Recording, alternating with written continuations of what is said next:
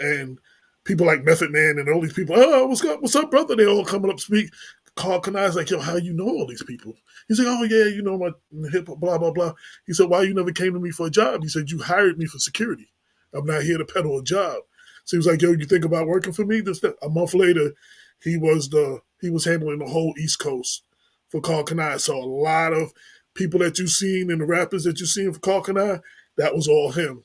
And he's from Mount Vernon. You know what I'm saying? So he's one of and a couple other people. Right. Yeah. Very dope. Shout out to Grind 14. They do a lot of sweatsuits and t-shirts and hats and stuff. They also did my I don't have it on right now. They did my t-shirt with the album cover. I mean with the book cover on it. And they got a book. They got a 914 hip hop hood. I got the hoodie. The one is a microphone. You know what I'm saying? It's 914 hip hop. And they when I did the DMX issue of the newspaper, they did the DMX the front cover of the newspaper T-shirt for me with DMX logo on it and their logo on the side. So I just want to shout them out too. They're from Yonkers. My man Shot from Yonkers. No doubt. You also cover breaking in this book. Can you talk a little bit about B-Boy London Rays? Yeah. Now, see, that was I've known Reyes. I know London for a while. That was one of those I wanted to do a lot more, but coming to the end, I didn't get a chance to get as much on breaking. But he was with the New York City Breakers. He's one of I don't know if he was one of the official members that started it or that next right after that. But he was with them. He was in a couple of the movies like Flashdance, and he wasn't in the Beat Street scene, which is the battle between New York's the New York City Breakers and Rocksteady. But he was in a couple of other movies, and I interviewed him, and he talks about that whole, the whole era and how some of them, there's like 4 or 5 of them, they actually rented a house together in Yonkers, so they were, doing all that, and they were living in Yonkers. He lives in Yonkers now, so I was able to give you a little bit of that. I wanted to give you more, but I wasn't able to find. Same thing with the graffiti. A lot of these people are not documented and online. Right. So it's not like we had no internet. That was the hardest thing about the early stuff. Like when JVC, there's no internet. There was no internet. There was no social media. Like, you can put in right now, Jadakiss, the locks, and everything's coming up. You know what I'm saying? Right.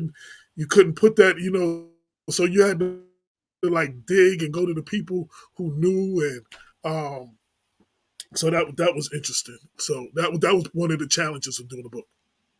Right. Like I said, we're not going to give everything away, but I do want to delve into the section where you highlight rappers offering healthy alternatives in the hood. I think that was very clever of you to show what these artists are doing, to help out in their area. Can you talk a little bit about how you came up with that idea and what you discovered? So again, that was a Black Westchester article. I started after COVID. I started a section in Black Westchester called Black to Business. It was talking about how many businesses didn't survive COVID. So I made a list, as much of a list that I could have, of all the Black businesses in Westchester. And that was one of the sections, healthy alternatives to the hood, starting with the juice bar, which was Jadakiss and Styles opened the juice bar, and Yonkers, which was the second one because Styles had one in the Bronx. And I tell that whole story. And then Jolo um, is from Jolo's Kitchen, is a vegan restaurant in New Rochelle, is from I&I, the group from Pete Rock. That he was one of the members of I&I, and he started his own thing. And Groovy Lou, I don't know. I know it was supposed to be opening, and there was a delay, but he has Groovy Vegan something, a restaurant that is either going to open soon or something. So I wanted to mention all of those things. And then with Styles is doing pharmacy for life, so health is wealth. So I just wanted to throw a little bit of that in there and show, how these artists, you know what I'm saying, and I go and talk about hip hop and health. There's always been that element in hip hop. You know what I'm saying? And I think I cover a little bit of that too. Right. Like I said, we got our own thing, and looking to the four. Look at hip hop from the 4914 is out now. Yes. Um, Talk a little bit about the feedback that you've been getting. The book's been out for a few months. What has the feedback been? The feedback has been great. A lot of people are like, wow, somebody finally documented the 914 and is celebrating the 914. It hasn't been done on this level. Um, I hope it inspires other people to do more. You know, like I said, my brother Roy Rome, he did Yonkers, just Yonkers. There's enough stories for like 10 more people to write books of stuff from this region.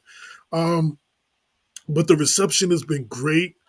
Um, a lot of artists were glad that I captured stuff about them that wasn't always the rapper TQ Top Quality. He's from White Yeah, Plains. yeah, He before y'all ever heard of DMX, DMX was running with him as doing the beatbox, right. and he went to a high school in Osnet, further up where Sing Sing is, the city where Sing Sing is. I think they built the city around the jail. Like they had the jail, then they built a city called Osnet. Um, so TQ went to the high school, and for his 11th grade talent show, he brought DMX out doing the beatbox while he was rapping and won the talent show. So it's like stories like that that you really don't get to hear. Like I try to put as much stuff. I want even your biggest hip hop head to be like, oh, I ain't know that. Right. I got people from here that be like, oh, I ain't know that. And they thought they knew everything about hip hop because I learned stuff as I was writing this stuff. That's what I hope people get from the book. And with everything else I've been doing, it was documenting black people in Westchester. You know what I'm saying? Black Westchester and all that. So so far it's been good. But this is the first book that I've done out of the three. You don't have to live in Westchester to appreciate. Like everybody really don't care about how I started Black Westchester in book one. Book two about the black women from Westchester. Yeah, some women brought that outside of Westchester because it celebrated black women, but you didn't really know. Everybody knows Heavy D. Everybody knows Pooba. Everybody knows the Locks and DMX. Everybody, you know what I mean? So you don't have to live in Westchester or even New York to appreciate this book. So far, I've sold books. Um, my man brought it. I sold at least two books in Paris, and I got a guy reached out to me from Germany. Um, he was like, "Yo, I'm a fan." He was a fan of JVC all the way up.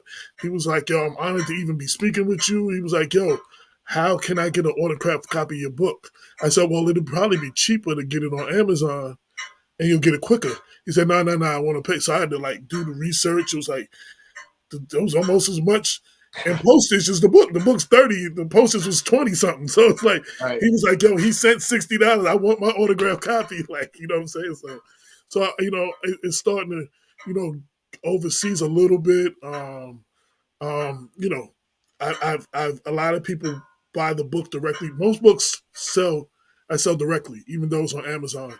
You can hit me, Cash App, PayPal, all of that. Give me your address and I autograph it and just put it in the post. I'll mail it out.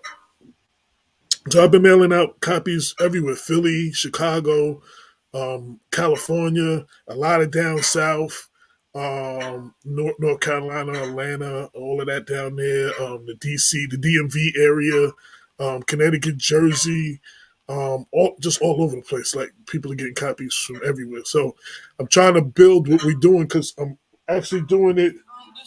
My sister, I actually doing it the equivalent of like out of the trunk. You know what I'm saying? So that's why I thank you for this interview. Let me say Oh that. no, So absolutely. to spread the word, because basically it's just as far as my network go and my social network go, and other people talking about it, and so um, that's what I do. That's what it is. It's a look at hip hop from the 914. It celebrates hip hop in Westchester County, and it just it shows you the importance, and it ties in a lot of stuff. Um, you know, Groups that they work with. the influence that like Heavy D was the first artist signed to Uptown, and Heavy D is the one that told Andre Harrell to hire Puff. You know what I'm saying? And look where that went. You know what I'm saying? And then just other groups that they worked with, and the hand and Eddie F. Oh, the Eddie F and the Untouchables. On top of being the DJ, his whole thing he did with producers. You know what I'm saying? All of that. So I celebrate producers too. I celebrate the producers, the DJs, the graffiti, the fashion, the breaking, the artists from each region, the legendary artists like you hear names like Cold Crush and stuff from the Bronx. There were groups like that that were that big to this region. You know what I'm saying? That necessarily didn't make records. I celebrate them too because without them, they wouldn't have been the Heavy D's and the Pete Rocks and stuff. So I celebrate them. I got a bunch of lists. I got one a plethora of posse cuts and collabos. Basically, Westchester artists who worked with damn near everybody. Pete Rock, uh, they say Puff invented the remix. I don't know if that's true, but if that is true, Pete Rock reinvented it. You know what I'm saying? So it's like, I got his listing of all of that. You know what I'm saying? So it just, and shout out to Ego Trip. Um, I used to write with them in a group in a magazine called On the Go. Mm-hmm. We were like sister magazines together. They did the Ego Trip book a list, which I'm in 2 or 3 pages myself. Um, I did the list like that. If I got that somewhere close Yeah, by. I did lists like that. Kind of, with the same frame of mind as they did in Ego Trip. Yeah, yeah. So that was a whole book of lists. Like, back then we used to make lists and stuff. So I got some flavor like that, different lists of certain things. So shout out to um um the on Ego Trip. No Yeah. doubt. Any plans for part two? I know this is a look at hip hop, just a small glimpse. Any plans for part two? I know that there's enough material for part two, but while I haven't made plans just yet, the next one should be some kind of book on either the 516 or a book called Strong Island. Mm. Um, I've been asked about that. I went out and I was invited the weekend before Father's Day to perform and speak on a panel on the Long Island Entertainment and Music Hall of Fame, and they were asking me like, is there going to be a book about Long Island? And several people was like, "Yo, I hear that, I like that, but what about the 516?" So so I guess since I have a record called Strong Island that is about that region, one of the next things I do as far as hip hop will probably be something either on Strong Island. I don't know about because Strong Island is a very Long Island is a very long island. Mm-hmm. You know what I'm saying? So there would have to be broke up in regions. I don't know how to do that yet, or it may be just the story of Strong Island, like JVC Force's story, my story. Just what led up to the song, the influence of Chuck and all of them around us, our interactions and stuff like that. So it's going to be something along those lines. I just don't know. And that might not even be till 2025. So, so I don't know. Right. The book is out now. What is the best way? I know you say you kind of out of the trunk. It's also on Amazon. What's the best way for the consumers to pick up this Well, book? if you see my name, the at Mr. AJ Woodson, that's me on every form of social media.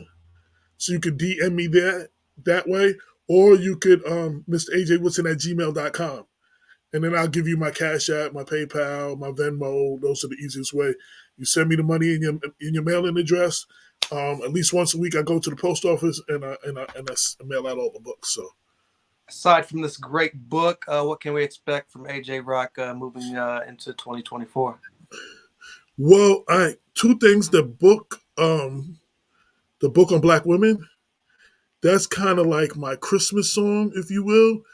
Every February, Black History Month, and every March, Women's History Month, I get brought back to speak. Like I already got some things signed up that bring me to speak to women organizations and stuff, promoting that book and selling that book. So like every year, you know what I'm saying? That women's I got a couple of things for that.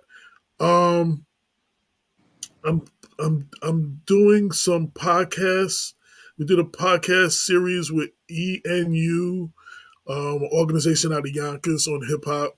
I just did the third installation out of five earlier this month with Ralph McDaniels on. You can go to blackwestchester.com to see that. So that's a 5-part series. So I'm trying to do a lot more public speaking, book signings, and all of those kind of things, and work with some schools. And for the women's book, for the first 2 books, I did a library tour. I'm planning on doing that again through at least through Westchester County. And Ralph McDaniels is affiliated with Queens Public Library. He said he can get me there. So I'm in the process of now trying to put a library tour together.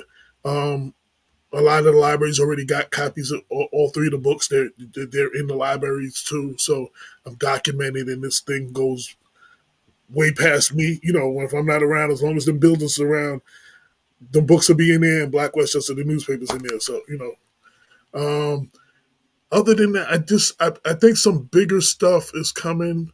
Right wise, I had we have I've had discussions about a documentary or two, Mm, but you know how this game is. People are always talking to you about stuff, and 95% of it never manifests. So until it's real, it's real. You know what I mean?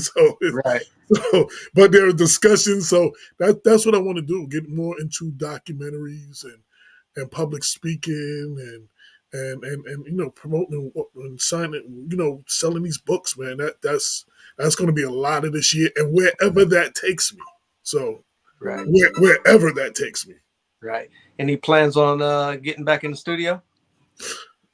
No, that is asked a lot, even to the point of shows. I did my first show, like I said, the week before Father's Day. B Love couldn't make it because he was in Atlanta, and it wasn't a thing where they could fly him out. But it was the Long Island Music and Entertainment Hall of Fame. We did Strong Island, so I was supposed to just be on a panel with Hank Shockley, Jazzy J, several other people, Ralph McDaniels. We were all on a panel, and the head dude was like, "Yo, he really loves Strong Island. He was really JVC Force. So when I do it, and shout out to DJ Johnny Juice who spins Mm, for PE sometimes. He he put the show tape together for me, so we came together like Strong Island. I've never performed that record by itself. You know what I'm saying? This is the first time I performed in like 20 years. So we did. We let B Love's lyrics play, and I just ad libbed over him like he was there. And then we took the volume, the volume off of my part, so I could actually do it live. And we did. I did Strong Island. So there have been talks about us doing some shows. Somebody's paying and bringing us out. We're definitely down to do that. As far as music, me and B Love are like brothers. If there was no music, if we were never in music, it'd still be my brother. right. But the group as a whole doesn't have the chemistry that it did. And if I was going to do something, I would want to get. I don't know if it's possible to get that back. Right. You know what I'm saying? But Understood. if there's an opportunity for me and B to go into the studio and do something and put something out, and the situation's right, I mean, we still down. So No doubt. Never say never, right? no, never say.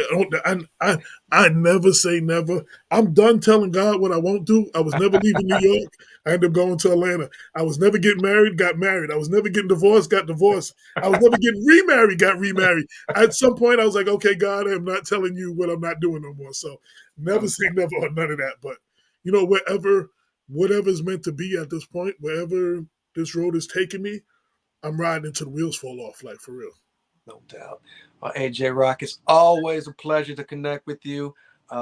Definitely appreciate this book. It's a great book. Everybody go out and get it right now. We got our own thing, a look at hip hop from the 914. It's everywhere. So be sure to reach out to AJ Rock to get your copy. He will also autograph it for the right price. Yeah, if you hit me and get directly from me, it'll be autographed. But you can get it in 24 hours, 48 hours on Amazon. You can go to Amazon right now and get it. Just won't be autographed, but it'll take you a little longer if you get it from me. It might take a week or so, but you Yeah. get it from me. It will be autographed to you, and for $5 extra for postage, and it'll be sent out. I appreciate, I wanted to say I appreciate what you do. Like the 50th anniversary, and I hope this continues, was about appreciating hip hop and all the various levels of what we all do. So when I have a situation like this, when I have an opportunity, I want to celebrate you and what you do. And anybody who watches this video, because I'm going to share it in my audience. If you don't know this cat, I'll make sure I put the links under it. Check out his body of work. You know what I'm saying? So I want to give you your flowers. You know what I'm saying? So, Thank you so much. and I Appreciate hope I hope the 50th anniversary is not the end of it. I Oh, hope yeah. we continue to celebrate hip hop from this point on a level that we did. You know what I'm saying? So, Absolutely. yeah. Now, before we get out of here, any last messages for your supporters? Yo, thank you for everybody who holds me down. You see my social media. That's how you get in touch with me. That's also my Cash App. If you just want to drop a brother something, just celebrate. My birthday's the 5th, so you know what I mean. You want to send me a birthday gift or whatever, you know what I mean. But yo, thank you. Yo, dude, Strong Island just celebrated 36 years. Wow. So a record that came out in 1988, a record that actually B Love wrote, and I have no problem saying that, and we practiced and we did in 1987. People are still talking about to this day. And I'm honored about that because there's music that came out 6 months ago that nobody's trying to hear right now. You understand what I'm saying? So the fact that for all of y'all who helped keep the name JVC alive and have followed me from then to everything that I'm doing now, I'm here because of all of you. So thank you. Big respect to all of you. Respect to everybody who holds it down for hip hop. And that's it, man. Check me out online. Keep following what I'm doing and supporting. Absolutely. Like I said, that is the legendary AJ Rok from the JVC Force. I am the journalist Sin-seer, and we'll see you again next time. Peace. Peace.